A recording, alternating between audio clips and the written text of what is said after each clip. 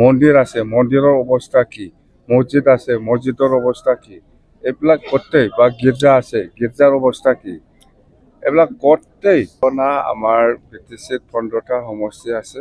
এতিয়া আমি NDAত আছে, NDA হিচাপে আমি আলোচনা কৰিম।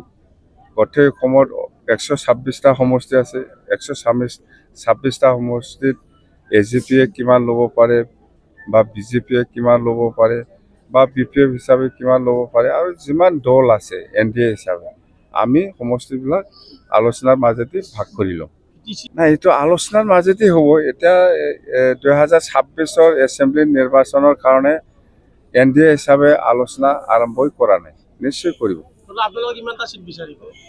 নাই, এইটোতো দলৰ মাজত আলোচনা হ'ব না। এতিয়া আমি ক'ব নোৱাৰে আমি কিমান বিচাৰিম, আজিৰ দিনত হোৱাৰ কাৰণে মোৰ ঠিক নহয়, বা দলত আলোচনা হোৱাৰ পিছত মই ক'ম। এইটোতো আমি কি ক'ম, এইটো আস্তিকে ওলাই যাব। ট্ৰাইবেল সংঘ হওক বা APSU হওক বা UPPL হওক, চৰকাৰৰ লগত আলোচনা কৰি কি ছিগনেল দিছে দিয়া নাই, এইটো গোটেই লাহে লাহে চবে পাব্লিকে গম পাই যাব। তো এইটো নাটক কোনে কি কৰি আছে এইটো মই নকম, এতিয়া কোৱাটো উচিত নহয়, মুঠতে ৰাইজে গম পাব। আৰু আমি কম অসমত কিবা একটা সমস্যা আছে, এইটো সমাধান যদি কৰিব লাগে, আজিৰ দিনত আমাৰ অসমৰ মুখ্যমন্ত্ৰী শ্ৰীযুত ডক্টৰ হিমন্ত বিশ্ব শৰ্মা ডাঙৰীয়া অকলে নকৰে, কিবা যিটো ডিচিশ্যন হয় সকলো দল সংগঠনক লৈ আলোচনা কৰাৰ পিছতহে সি ডিচিশ্যন দিয়ে, জানে। প্ৰমোদ বড়োই BTR চুক্তিটো যেনেকৈ কাৰো লগত আলোচনা নকৰাকৈ চুক্তিটো কৰি আহিছে, ইয়াৰ কাৰণতে ভুল সময় আছে। আপুনি চাওক, আমিও BTC চুক্তি কৰিছিলোঁ, সকলো দল সংগঠনৰ লগত আলোচনা কৰিহে BTC চুক্তি কৰিছে।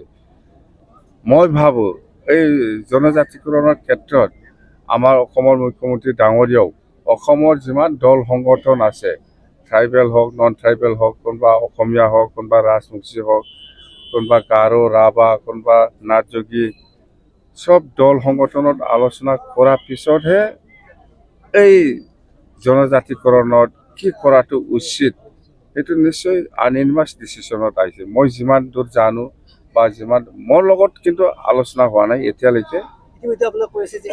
চনতো দিয়া আমি কি দিছে, কোচ ৰাজবংশী আৰু আদিবাসীসকলক জনজাতিকৰণৰ ক্ষেত্ৰত আমাৰ কোনো অবজেকশ্যন নাই, এক্সিষ্টিং ট্ৰাইবেলটো একো হ'ব নালাগে। এইটোতো 2016ৰ কথা। NDA বুলি কৈছোঁ, এইটো এলায়েন্স, এইটো মিনিঙে নাথাকে। আমাৰ NDAত আছে, NDA হিচাপে আমি খেলিম। দিব নিদিব এইটো পিছৰ কথা। গোটেই অসমত NDA হিচাপে ইলেকশ্যন খেলিব 126টা ছিটত, খালি 15টা নহয়। NDA হিচাপে 126টা ছিটত আমাৰ NDA কেণ্ডিডেট থাকিব, NDA হিচাপে আমি খেলিম। NDA হিচাপে আপুনি প্ৰচাৰ বাহিৰতো যাব, BTC যাব, কিয় নাযাব, যাব। প্ৰথমবাৰ আৰু আমাৰ আৰু হৈ আছে, মেলা আছে। কৰিব ইচ্ছা থাকিলে চব কৰিব পাৰে, কৰিব ইচ্ছা নাথাকিলে আজি মুছলপুৰ আৰু বৰমা। আপুনি প্ৰথমবাৰ আহিয়ে কৰিলে আজি BPFৰ আৰামছে, আৰু কৰিব লগা বহুত আছে।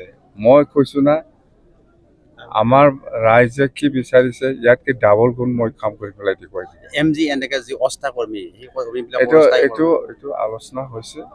এইটো আলোচনা হৈছে, মুঠতে এইটো সমাধান কৰিব পৰা সমস্যা আমি সমাধান কৰি দিম। এইটোতো সেইদিনা যিটো ঘটনা হৈছে সেইটোতো প্লেনিঙতে কৰিছে, APSU ইনভলভ আছে, UPPLও ইনভলভ আছে ডাইৰেক্ট। ইয়াৰ ওপৰত আমাৰ কুৱেৰি হ'ব, কমিশ্যন বহাব, আচলতে ক'ত পৰা কেনেকৈ সেইটো কোনে ইনষ্টিগেট কৰিছে, প্লেনিংটো কেনেকৈ কৰিছে, সেইবিলাক চব আউট হৈ যাব। মুঠতে আমি ৰিটায়াৰ্ড জাজমেণ্টৰ আণ্ডাৰত আমি এইটো কুৱেৰি বহাম, বহুত ভালকৈ কুৱেৰি হ'ব, আৰু আমি এইটো জাজমেণ্টটো আমি বিচাৰিম। তদন্ত কৰি এৰেষ্ট কৰিব। নাই, এইটো জাজমেণ্ট হোৱাৰ পিছত কাক এৰেষ্ট কৰিব লাগে নালাগে সেইটো আইনে দায়িত্ব ল'ব, আইনে কাম কৰিব। আমাৰ ক'ব লগা একো নাই। এতিয়া ন বটলেণ্ড ন ৰেষ্ট এইবিলাক ওলাব, এইবিলাক মোৰ কাৰণে নতুন কথা নহয়, সিহঁতে ওলাবই, কৰিব। সেইটোৱে ইহঁতৰ যেতিয়া নিজে শাসন কৰিব তেতিয়া আৰু বড়োলেণ্ড নাই কি নাই চব পাহৰি যায় এতিয়া আপচুৱে মানে দিশহাৰা হৈছে বস্তুটো মানে এতিয়া ক্ষমতা নাই আমি কি কৰিম সেইটোৱে বেলেগ একো নাই আৰু আপচু আমিও চাই আছো ইহঁতৰ বড়োলেণ্ড মুভমেণ্টটো কিমানলৈকে লৈ যাব পাৰোঁ